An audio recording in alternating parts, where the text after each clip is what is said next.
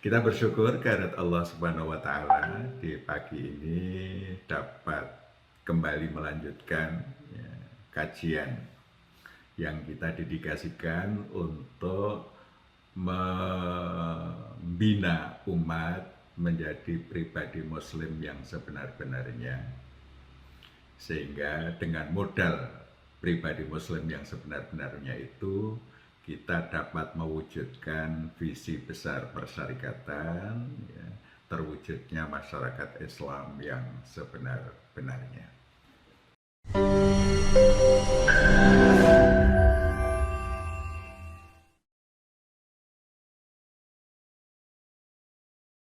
Assalamualaikum warahmatullahi wabarakatuh. Waalaikumsalam warahmatullahi wabarakatuh. Alladzi hadana li hadza wa ma kunna linahtadiya law an hadana Allah. Asyhadu an la ilaha illallah wahdahu la syarikalah wa asyhadu anna Muhammadan abduhu wa rasuluhu la nabiyya ba'da.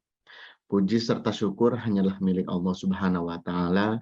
Atas berkat rahmat dan hidayahnya lah kita dapat bertemu kembali, bertatap muka kembali dipertemukan melalui Golden Habit Forum yang alhamdulillah pada pagi hari ini telah memasuki episode yang ke-77.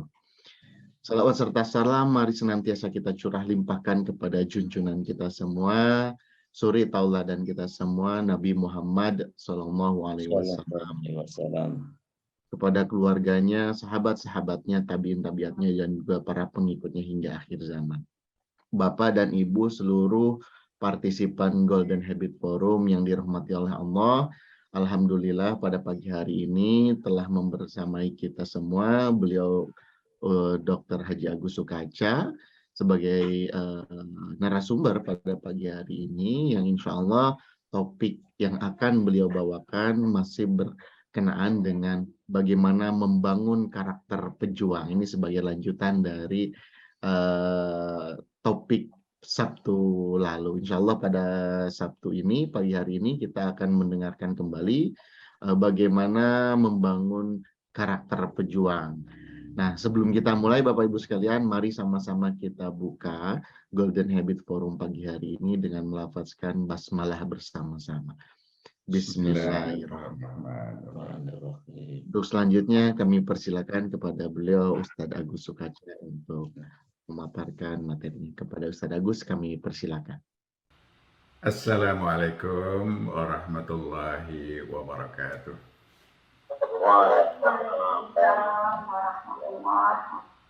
Alhamdulillahirrabbilalamin. Assalatu wassalamu ala ashrafil anbiya'i wal mursalin Muhammadin wa ala alihi wa sahbihi ajma'in.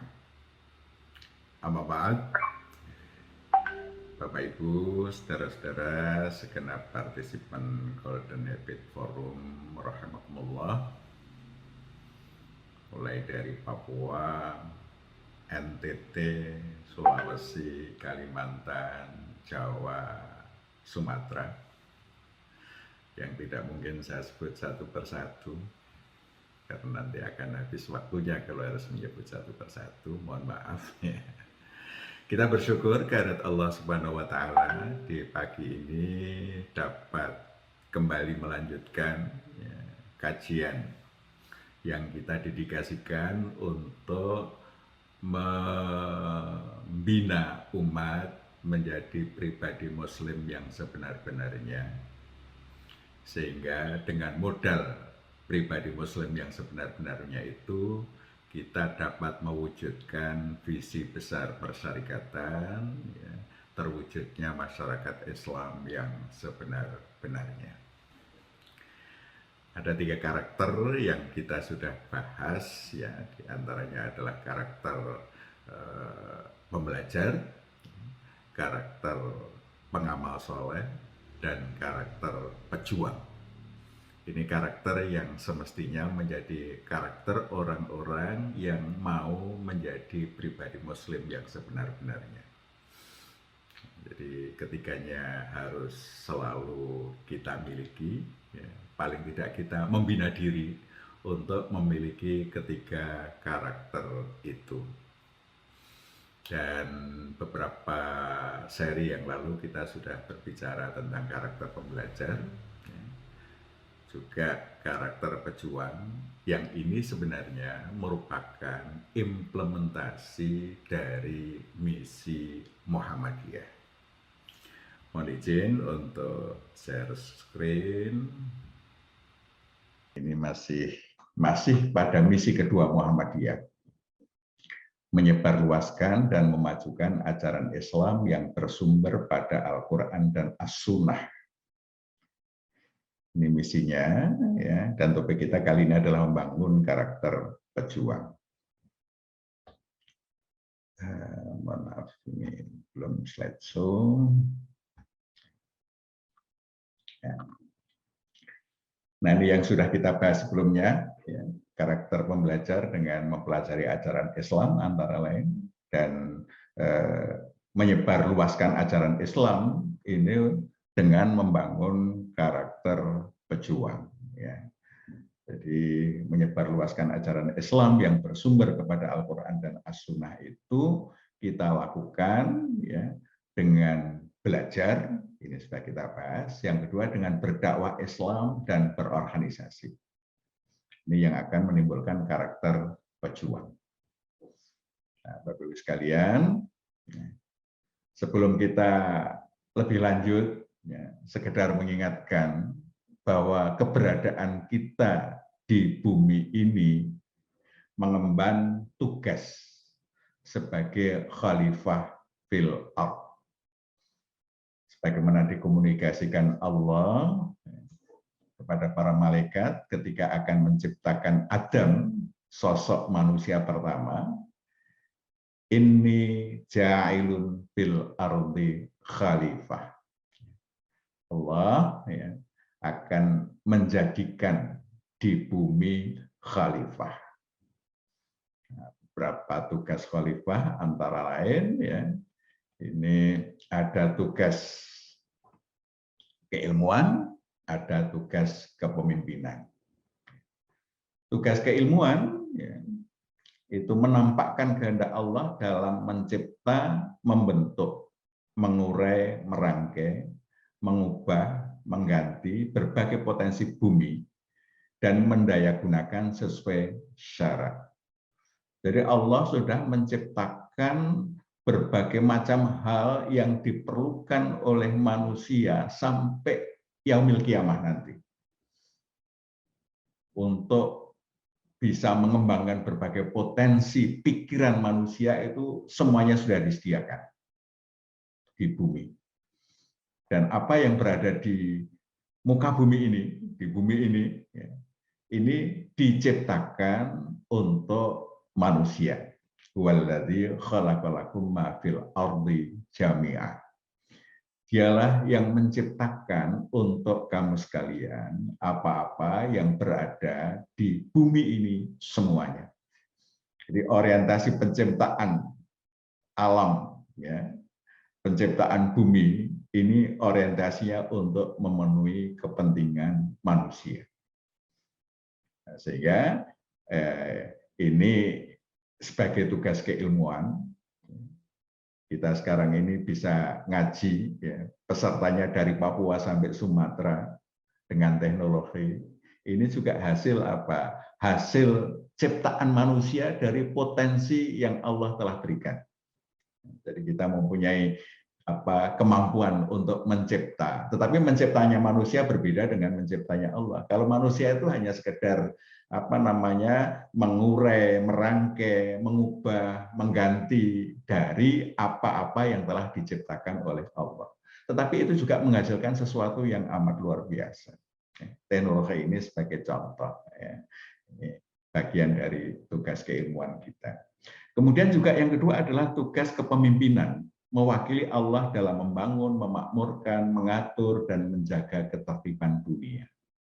Ini adalah bagian tugas kepemimpinan yang setiap kita itu mempunyai tugas sesuai dengan wilayah kuasanya masing-masing. Paling rendah kita memimpin diri sendiri. kemudian memimpin keluarga, kemudian memimpin unit-unit di mana kita diberikan tanggung jawab. Ya, dari tugas-tugas kemasyarakatan kita memiliki tugas di situ. Nah, ini tugas kekhalifahan. Dan untuk melaksanakan tugas kekhalifahan, utamanya tugas kepemimpinan, ya, ini kita perlu berorganisasi. Di Sabtu yang lalu kita membahas salah satu tugas itu adalah tugas dakwah. Dan berorganisasi itu adalah suatu keniscayaan yang harus kita lakukan. Dan Allah secara khusus itu memerintahkan kita untuk berorganisasi. Ini ayat yang menginspirasi berdirinya Muhammadiyah. Wa takum minkum ummatu yad'una ilal khair wa ya'muruna bil ma'ruf wa yanhauna 'anil munkar wa ulaika humul muflihun. Kita semua sudah hafal ayat ini. Ya. Nah, tapi ini yang menarik, terjemahan di lingkungan Muhammadiyah yang saya sering mendengar dari Pak Jindar. Ya. Wal takun, ini kalau terjemahan Depak, ya, ini dan hendaklah ada, sifatnya syarat. Tapi kalau yang selama ini difahami oleh Muhammadiyah, ya, itu perintah, fi'il amr, dan adakanlah. Adakanlah. Jadi perintah adakanlah itu wajib ada. Bukan hanya sekedar saran. Ada boleh, tidak ada juga nggak apa-apa. Jadi ini sifatnya perintah untuk mengadakan, ya, adakanlah di antara kalian segolongan umat yang senantiasa berdakwah kepada kebaikan. Kebaikan itu apa? Ya Islam itu sendiri, artinya dakwah Islam. Wa ya'muruna bil ma'ruf, amar ma'ruf, wa yanhauna 'anil munkar, nahi munkar. Ini di dalam gerakan Muhammadiyah kemudian diberikan pengertian sebagai gerakan dakwah Islam amar ma'ruf nahi munkar. Sebenarnya diambil dari ayat ini. Dakwah Islam amar ma'ruf nahi munkar. Dan mereka itulah yang beruntung. Nah, oleh karena itu, Bapak Ibu, saudara-saudara sekalian, ya, perjuangan dakwah Islam amar ma'ruf nahi munkar itu harus dengan cara berorganisasi. Ini kecerdasan Kiai Dahlan luar biasa, ya, menerjemahkan atau memahami ayat ini sebagai sebuah perintah untuk berorganisasi, sehingga beliau mendirikan Muhammadiyah dalam rangka mengamalkan ayat ini. Di perjuangan melalui organisasi. Dan Rasulullah juga sangat memberikan penekanan, ya, terhadap berorganisasi ini. Beliau memerintahkan alaikum bil jamaah. Kamu semua harus berjamaah. Fa inna dzi'ba ya'kulul ghanam al munfarid. Karena serigala itu hanya akan makan domba yang sendirian, terpisah dari jamaahnya.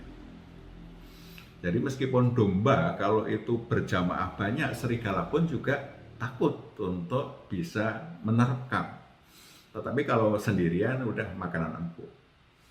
Sehingga kita di dalam melakukan perjuangan itu, kalau sendirian, seberapa kuat kita, itu tidak sulit untuk dipatahkan. Tapi kalau kita berjamaah, berorganisasi, ya, apalagi organisasinya itu yasyuddu ba'duhum ba'da, maka perjuangan kita akan sulit dipatahkan. Kita memiliki kekuatan. Nah, seperti yang dirintis Kiai Dahlan, saat ini kekuatannya amat luar biasa. Ya. Jadi orang tidak bisa bermain-main untuk mengganggu Muhammadiyah, karena kita mempunyai apa? Mempunyai kekuatan.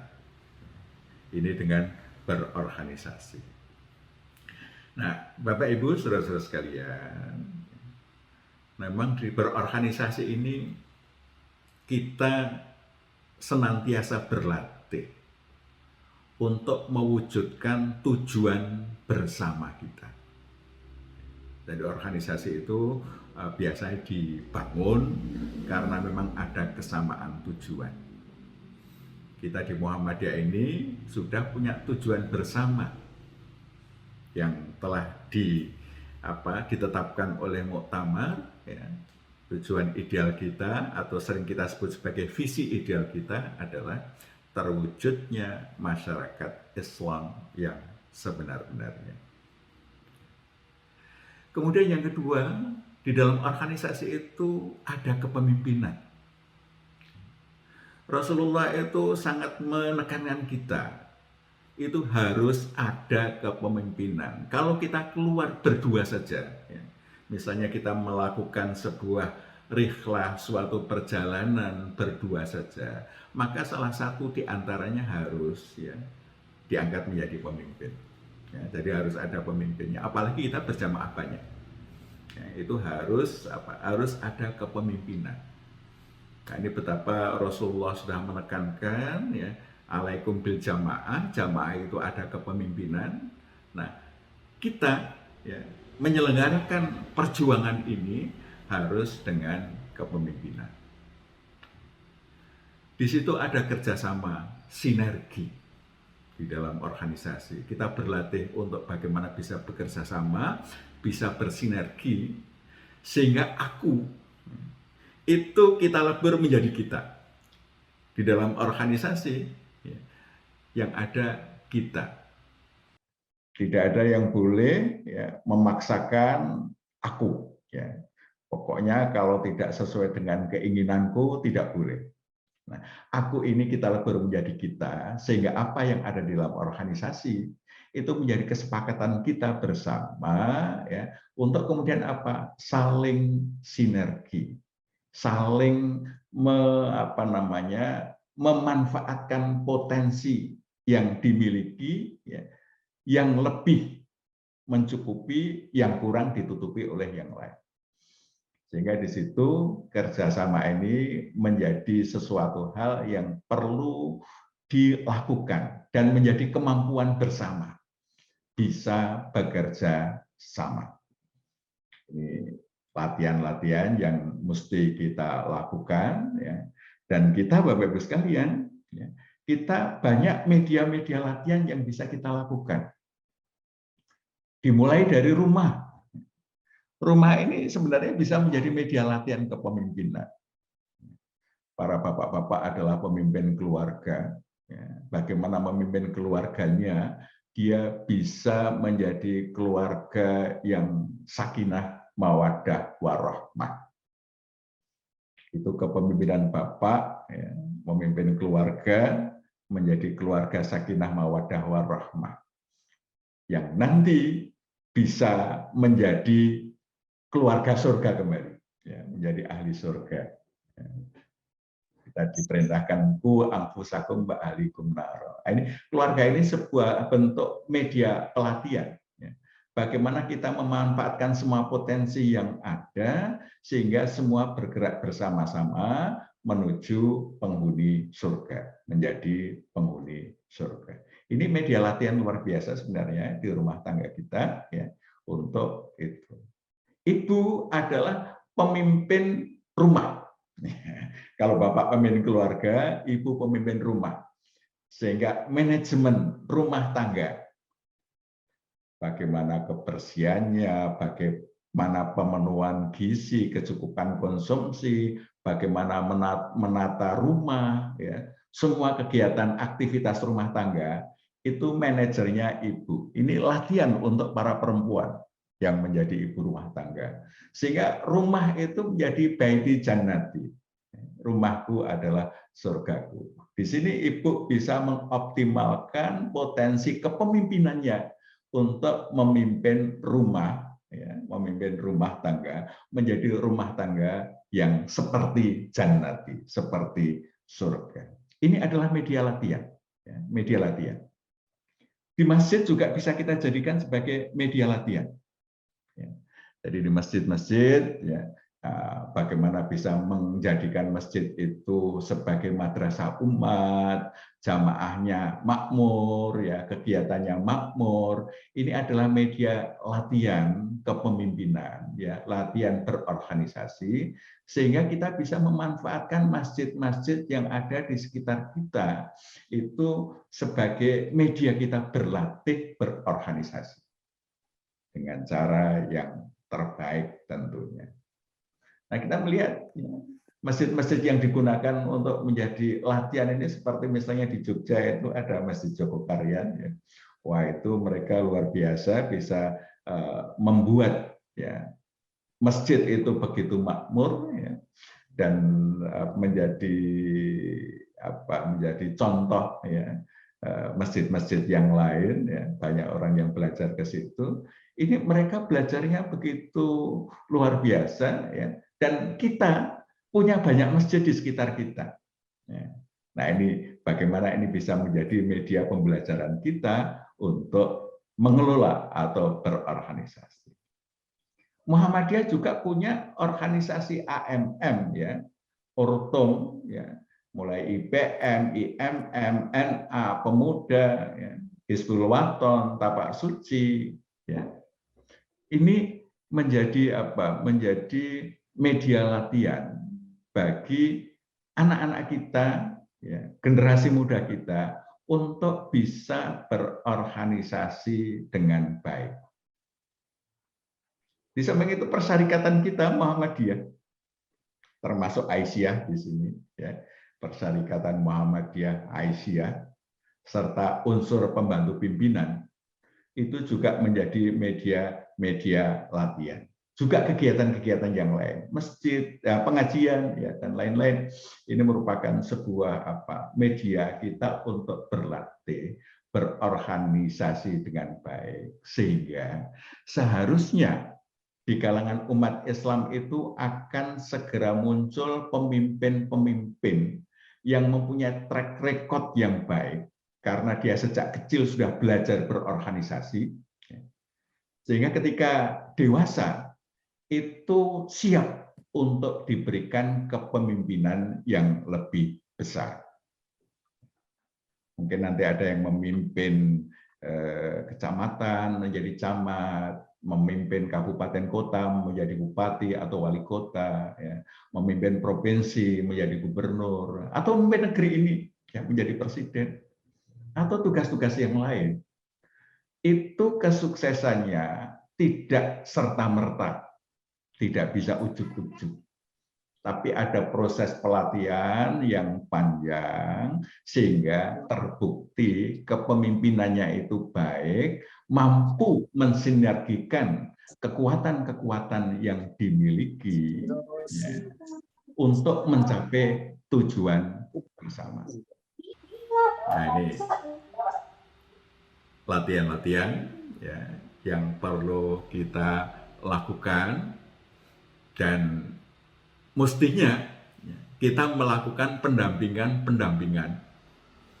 terhadap angkatan muda, sehingga kemampuan berorganisasinya, kemampuan kepemimpinannya itu menjadi lebih baik. Syukur-syukur bisa muncul pemimpin-pemimpin hebat. Ya, seperti misalnya di Muhammadiyah ini ya, ada kader kita yang sempat menjadi CEO terbaik di Asia ya, yang sekarang menjadi ketua MPKO, Pak Agus Samsudin, biasanya hadir di forum ini, nggak tahu ini hadir apa tidak ya. Nanti kalau hadir kita minta untuk respon ya. Beliau terlatih sejak IPM, di SMA sudah IPM ya. Kemudian sempat menjadi ketua umum DPP IMM ya. Terlatih demikian juga ya, sehingga beliau mempunyai kemampuan manajerial, kemampuan organisasi yang menurut saya luar biasa. Nah, ini perlu kita binakan sehingga kita memiliki kader-kader ya, yang memiliki kemampuan berorganisasi yang baik. Karena Bapak Ibu sekalian, sebenarnya karir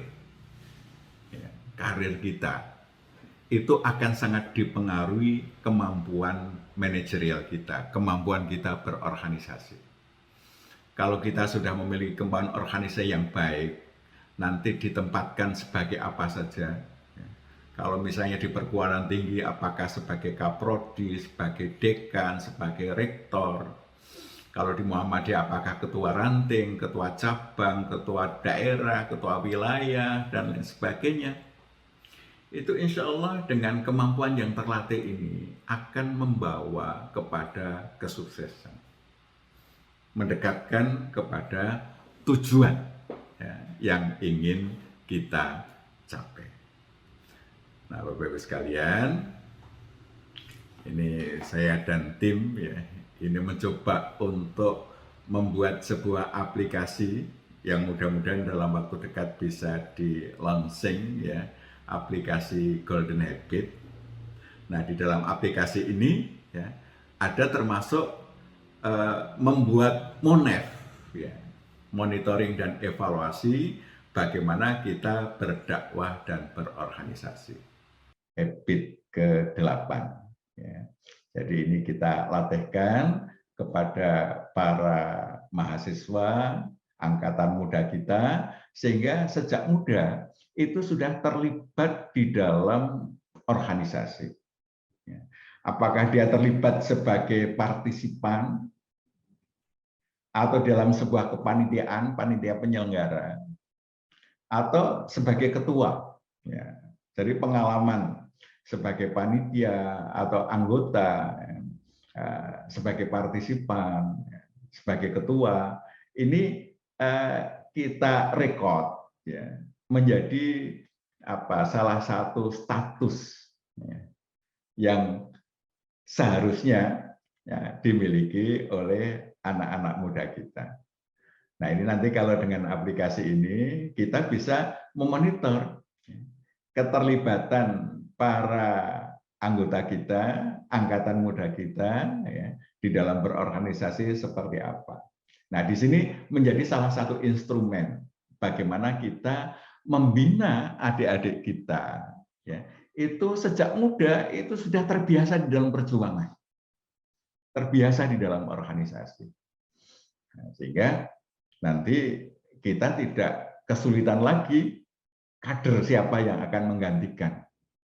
Ini kan sering menjadi keluhan ya di banyak tempat, waduh minimnya kader. Ya, kader minim itu karena mungkin kita tidak melakukan proses pembinaan yang efektif, ya, yang terencana, yang terukur.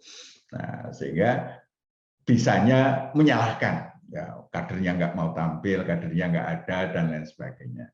Nah, oleh karena itu Bapak Ibu sekalian, mari ya, kita bina angkatan muda kita ya, yang di perguruan tinggi bagaimana mahasiswanya itu karakter pejuangnya itu terukur dengan terlibat di dalam organisasi kemahasiswaan. Apakah itu di IMM, apakah di BEM, apakah di Badan Perwakilan Mahasiswa, atau di Tapak Suci, atau di Hizbul Waton, ya. Itu semuanya dimonitor dan kita motivasi. Salah satu yang harus dilakukan mahasiswa adalah melakukan kegiatan-kegiatan organisasi itu. Nah, maka kita sebenarnya membekali anak didik kita kemampuan memanage, kemampuan berorganisasi, yang itu pasti akan bermanfaat ketika nanti mereka berada di tugas-tugas barunya. Yang dokter di rumah sakit nanti pasti ada tugas-tugas manajerial. Mungkin menjadi kepala bagian, kepala ruangan, kepala mungkin wakil direktur dan lain sebagainya. Yang nanti di perusahaan pasti ada tugas-tugas manajerial, tugas-tugas organisasi. Nah, kalau mereka sudah kita bekali dengan itu, ya, maka insya Allah perjuangan kita itu akan temoto, akan tertata dengan baik. Ya. Allah menyukai orang-orang yang berjuang di jalannya kalbunyan, ya, kalbunyan al-marsus, ya, seperti bangunan yang kokoh, yang tersusun dengan rapi. Mudah-mudahan kita bisa mengantarkan adik-adik kita, anak-anak kita, ya, memahami organisasi dan mampu berorganisasi dengan baik, sehingga perjuangan ke depan insya Allah akan lebih mudah tercapainya. Hadanallahu waikum ajma'in. Astagfirullah fatum karib. Assalamualaikum warahmatullahi wabarakatuh. Waalaikumsalam warahmatullahi wabarakatuh. Ya, terima kasih Ustaz Agus Kaca telah memberikan pemaparan yang luar biasa bagaimana tips, trik, dan apa yang harus kita lakukan sehingga kita bisa memiliki karakter seorang pejuang. Baik Bapak Ibu sekalian, kami persilakan. Kita masih punya banyak cukup waktu untuk berdiskusi atau mungkin ada yang ingin ditanyakan dari apa yang tadi disampaikan oleh Ustaz Agus, atau mungkin ada yang ingin menambahkan berdasarkan pengalaman-pengalaman pribadinya. Mungkin tadi sudah di-mention Pak Agus Samsudin, apakah hadir di sini? Sepertinya tidak hadir. Ya, Ya, atau mungkin Pak Agus Kusnadi ada. Pak Agus Kusnadi. Monggo Pak Kiai Bandung. Kiai Bandung. Monggo Pak Kiai. Assalamualaikum warahmatullahi wabarakatuh. Waalaikumsalam warahmatullahi wabarakatuh. Oh, ini temanya cukup menggelitik ya. Ya, menarik ya tadi apa yang disampaikan oleh Ustadz kita ya, Dr. Agus Sukaca, tentang bagaimana kita mempunyai karakter pejuang. Kita membangun diri, memiliki karakter pejuang sebagai wujud dari pribadi muslim yang sejati. Itu bahasa Dr. Agus Sukaca itu. Nah, tentu saja bahwa apakah kita disebut pejuang atau tidak, itu tentu bukan oleh diri kita sendiri ya, tetapi itu pihak lain atau orang lain yang menilai tentang diri kita itu. Ada yang tadi saya garis bawahi yang disampaikan oleh Dr. Agus Sukaca, itu ada kalimat bagaimana mewujudkan tentang kehendak Allah, kan gitu ya. Nah, yang jadi persoalan kita adalah mungkin ketika kita kembangkan itu bagaimana kita mempertemukan antara kehendak Allah dengan keinginan kita, gitu, atau antara keinginan kita dengan kehendak Allah. Karena bawaan manusia itu kan sesungguhnya diliputi oleh aneka ragam keinginan, banyak keinginan. Nah, kemudian ketika kita sepakat dengan Allah, ya, dengan agama Allah, dengan dinullah, maka kita diajari ketika kita mau punya kemauan dan ingin mencapai sesuatu, itu kemudian kata Nabi amat sangat tergantung kepada niat, gitu. Sehingga ada satu kesimpulan bahwa baru niat itu ada manakala nampak antara kesesuaian perilaku dengan cita-cita, gitu. Itu dalam tataran individu. Nah, ketika kita berorganisasi, itu tadi disebut bahwa organisasi itu harus ada kerjasama.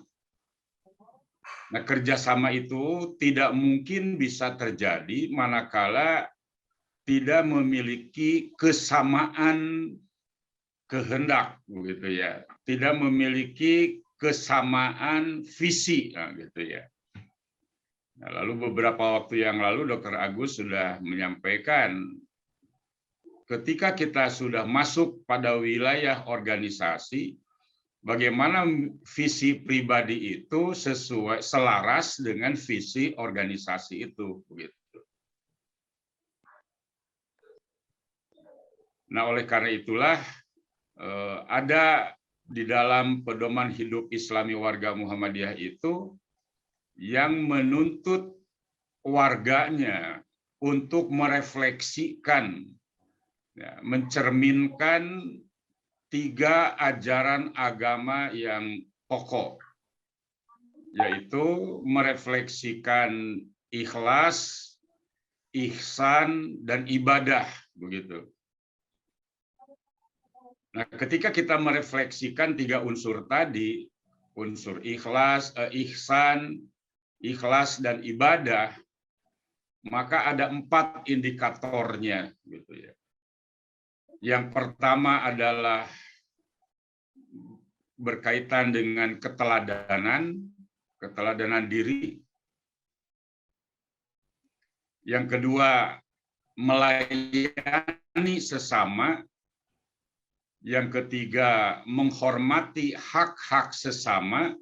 Dan yang keempat adalah memiliki kepedulian sosial yang tinggi.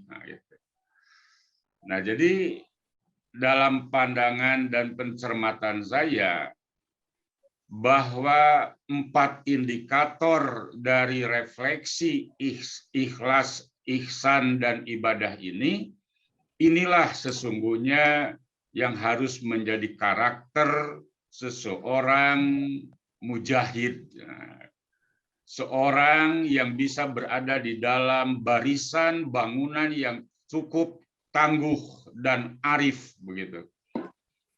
Dalam barisan yang kokoh dan kuat, yang satu sama lain amat sangat bermanfaat, sehingga bisa terwujud masyarakat Islam yang sebenar-benarnya itu.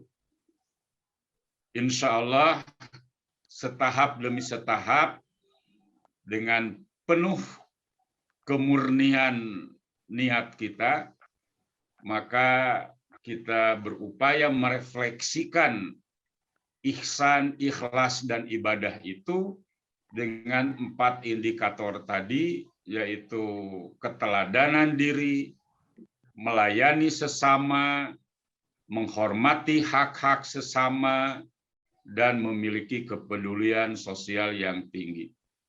Terima kasih atas pemantiknya dari Dr. Agus Sukaca. Mudah-mudahan kita semua bisa mewujudkannya. Itu dari saya. Terima kasih. Mohon maaf yang sebesar-besarnya. Assalamualaikum warahmatullahi wabarakatuh. Waalaikumsalam warahmatullahi wabarakatuh.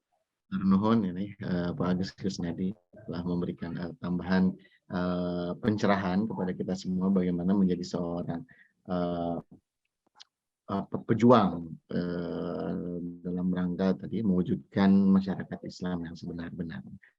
Oke, Bapak Ibu sekalian, kami masih persilakan jika ada yang ingin memberikan penambahan kembali atau mendiskusikan topik kita pagi hari ini, monggo kami masih persilakan, masih punya banyak waktu untuk berdiskusi. Ada dari Bapak Ibu?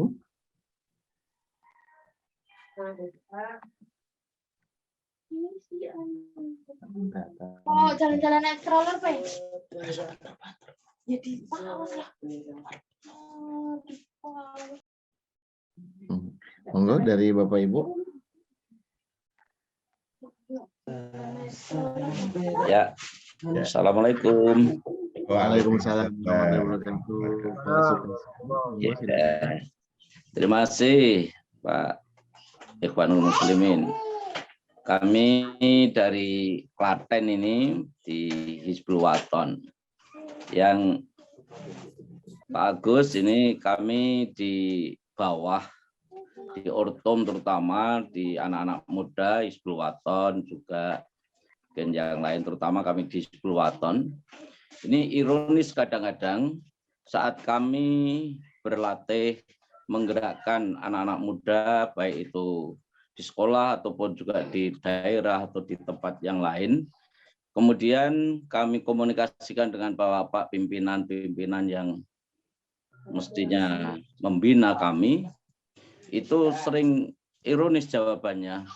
HW itu terlalu banyak kegiatan, banyak mengeluarkan duit, jadi malah punya kesan bahwa ngentek-entek duit gitu. Lah, kalau kami membuat kader, kami melatih untuk berkegiatan anak-anak muda, dan memang kader itu mahal harganya bagi kami itu sebenarnya.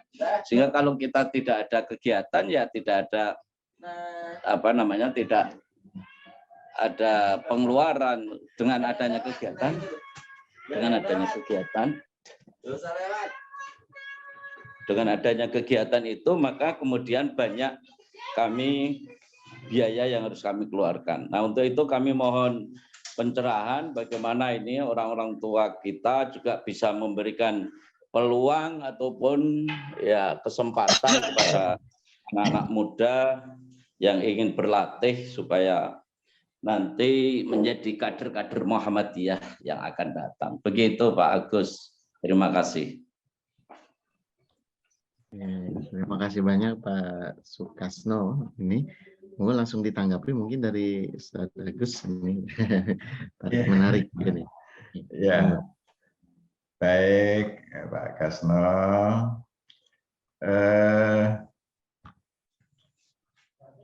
Membentuk atau mendidik kader itu memang mahal ya. Jadi kalau kita tidak mau keluar duit untuk mendidik kader, ya nanti yang terjadi adalah ya kita nggak punya kader. Jadi harus berani membiayai, Dan bagi persyarikatan untuk mendidik kader ini ya jangan terlalu jangan pelit lah. Kalau perlu disiapkan anggaran khusus untuk bagaimana memfasilitasi para kader ini hingga jadi. Jadi kalau misalnya ya di dalam sebuah perguruan tinggi atau sebuah pendidikan, kan tidak mungkin kita mentargetkan semua jadi kader. Ya, saya kira itu tidak mungkin. Nah, dulu di IPM itu kita memformulasikan yang diproyeksikan menjadi kader itu hanya 10% dari total pelajar. Ya, dari 10%. Tetapi untuk mendapatkan 10% itu kan diambil dari yang 100%. 100% mereka semua ikut TM. Nanti yang ikut TM terseleksi muncul 50% yang aktif. 50% kemudian muncul lagi sehingga intinya itu 25%. Nah, untuk membiayai kegiatan-kegiatan mereka itu perlu anggaran khusus. Ya. Sehingga mereka dianggarkan bukan hanya untuk mengikuti kegiatan-kegiatan biasa, ya. Tapi kalau misalnya IMM ada kegiatan, nah ini perguruan tinggi mesti menyiapkan anggaran untuk IMM. Ada HW-nya, siapkan anggaran untuk HW. Ya. Ada tapak sucinya, siapkan anggaran untuk tapak suci. Sehingga yang dari 100% tadi, hasil akhirnya 10% itu betul-betul kader yang memang dibina dengan dibiayai. Nah, saya setuju itu Pak Kasno, kalau masih ada pimpinan yang wah ini HW mengentek-entek duit gitu ya. Itu berarti belum paham tentang kepentingan kader. Ya. Cuman saya bisa memahami kesulitan HW ini karena terputus selama berpuluh-puluh tahun. Ya. Tahun 61 dibubarkan jadi pramuka, baru muncul lagi waktunya yang lama sehingga ada keterputusan tradisi. Ini memang perlu effort yang kuat itu, perlu perjuangan yang besar karena apa? Seperti membuat yang baru. Jadi tidak bisa gelundung. Kalau IPM sudah gelundung aja itu jalan. Pemuda gelundung jalan, tapi HW ini perlu usaha yang besar karena tradisinya sudah tercerabut. Yang ada yang sudah sepuh-sepuh, ya, yang masih punya pengalaman yang sepuh-sepuh. Nah, yang kita bina yang muda ini kan tidak punya pengalaman berhawi. Nah, ini perlu energi besar dan kalau perlu biaya besar, ya saya kira itu wajar. Jadi membuat HW ini cocok untuk generasi muda kita sekarang ini. Mungkin itu tanggapan saya, Pak Kasno. Terima Baik, terima kasih Ustaz Agus. Jadi memang ya membentuk kader itu ya perlu pengorbanan juga. Tadi perlu, dan harganya ya memang biasanya tidak murah, sehingga memang perlu kita yakinkan semua pihak bahwa mencetak kader, membentuk kader itu perlu upaya dan tenaga, baik itu secara material maupun imaterialnya perlu didukung seperti itu. Ya, Bapak Ibu sekalian, kami Ada persilakan. tokoh perkaderan itu, Mas Ismail Segar. Assalamualaikum warahmatullahi wabarakatuh. Oh, ini dari Pak. Assalamualaikum warahmatullahi wabarakatuh. Ya, Waalaikumsalam warahmatullahi wabarakatuh. Silakan Pak Manang. Oke, terima kasih. Ya, alhamdulillah. Apa yang disampaikan tadi Pak Agus itu memberikan suatu pencerahan di dalam organisasi kita. Barangkali memang perlu apa yang harus kita lakukan supaya organisasi ini bisa jalan dengan baik, semua orton.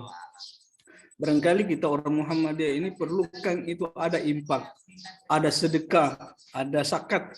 Barangkali setiap bulan itu perlu di dalam satu daerah itu masing-masing menyimpan itu berapa zakat profesi kita yang kita titipkan, seperti apa yang saya lakukan selama karena saya sebagai bendahara di Kementerian PU, itu ada beberapa langkah-langkah yang saya lakukan, Pak. Setiap hal yang kita lakukan, setiap teman-teman yang rapat saya sampaikan, setiap yang pegawai negeri setiap bulan itu harus ada impak atau zakat profesi kita titipkan untuk kita simpan. Contoh kalau gaji 5 juta itu kita simpan 250. Jadi setiap bulan itu berapa orang itu sudah terkumpul untuk dana-dana IPM, IMM, Tapas Suci, Pemuda Muhammadiyah, Notul Aisyah. Itu yang kami lakukan sehingga di dalam pelaksanaan pengkaderan itu tidak susah kita lakukan. Ini barangkali yang perlu dilakukan oleh HW itu. Bagaimana mencanangkan itu membuat suatu badan atau usaha yang bisa mendatangkan uang supaya jangan berpikir hanya minta-minta terus. Ini barangkali perlu memang ada keterbukaan di sini. Sehingga dari pimpinan Muhammadiyah maupun dari Aisyah itu bisa memberikan suatu saran kepada HW untuk membentuk suatu badan atau usaha-usaha yang mendatangkan ekonomi. Ini barangkali yang sangat perlu kita harapkan.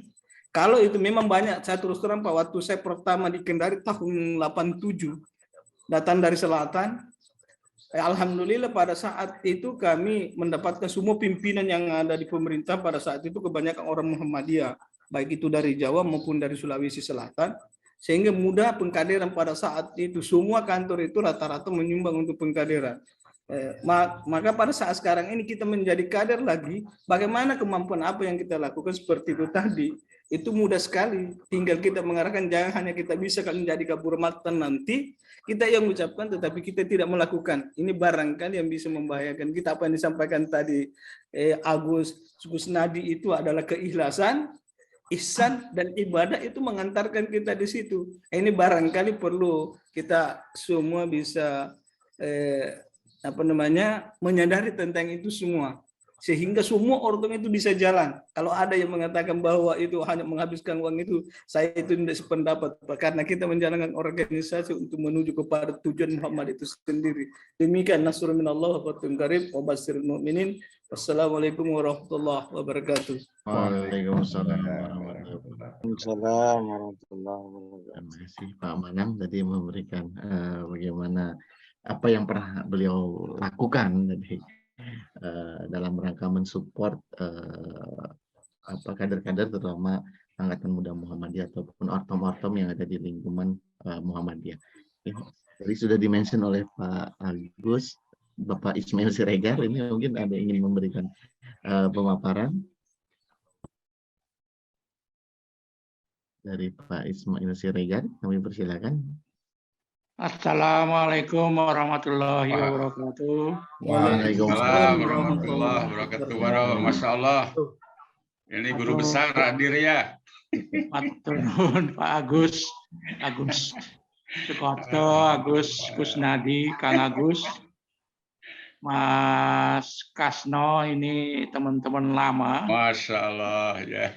Mas Agus sejak tahun 75, Mas Kasno ya 80-an, kader-kader IPM. Alhamdulillah, termasuk Mas Agus Sukoco juga sudah lama sekali. Dulu pengganti saya di Ketua IPM DIY. Bapak, Ibu sekalian, ya pejuang itu kalau bahasa saya, bahasa Muhammadiyah itu dai. Dan dai itu tidak hanya mubaligh. Jadi banyak hal yang bisa dilakukan untuk mengajak orang menjadi pejuang atau dai. Saya dulu guru di SMA Muhammadiyah 1 Jogja. Ini pengalaman jadi wali kelas, dan di SMA ini setiap kelas itu harus mengadakan kegiatan pengajian. Jadi sejak awal sudah dilangsungkan, diajari untuk menyelenggarakan pengajian. Dan masing-masing dikelompokkan. Nanti ada yang bertugas MC, ada yang bertugas mencari mubaligh, ada yang menyiapkan tempat, dan seterusnya. Nah, dengan demikian mereka diajari mengorganisir dan menyiapkan pengajian atau membiasakan pengajian. Ya, alhamdulillah dengan begitu setelah mahasiswa itu kadang-kadang kita diberitahu bahwa di angkatan kami ada pengajian, Pak, ini dulu berkat latihan di sekolah. Alhamdulillah. Diadakan juga latihan kurban. Nah, kurbannya kalau sampai sapi itu disembelih di desa.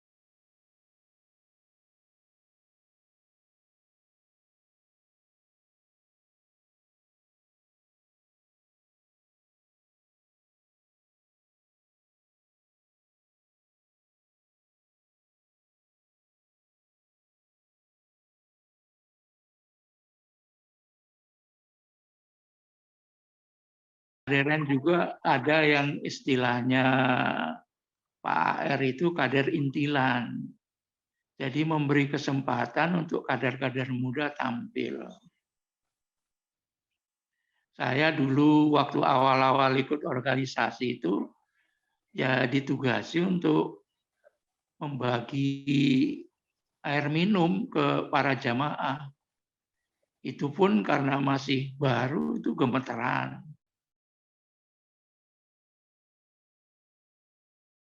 Kemudian diminta untuk menyampaikan kultum sebelum bapak-bapak pimpinan menyampaikan tausiahnya.